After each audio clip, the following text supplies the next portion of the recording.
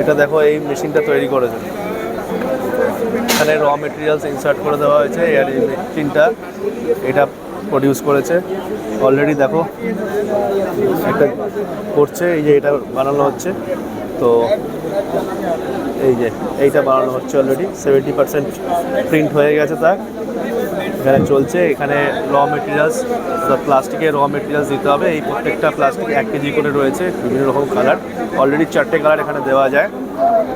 তো অলরেডি প্রিন্টিংয়ের কাজ চলছে এখানে, আর এখানে সব কিছু ডিটেলস দেওয়া রয়েছে, কতক্ষণ লাগবে কি সব কিছু লেখা রয়েছে। আর দেখো এই মেশিন আরও কী কী তৈরি করেছে এখানে দেখিয়ে দিই।